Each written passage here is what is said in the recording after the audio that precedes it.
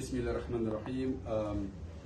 I'm here today at the Bir Orphanage in Freetown, Kalbatown, to present this Zakat Fitr to our orphans in this orphanage, home for girls, including Maryam.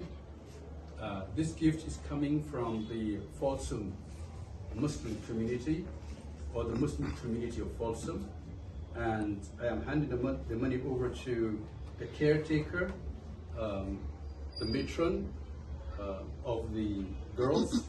Her name is Ustada Amira. Ustada Amira, this is the funds.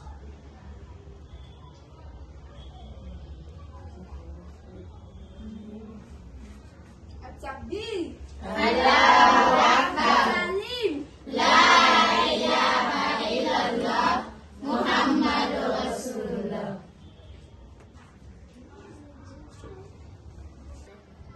We have some sisters from the DIY orphanage.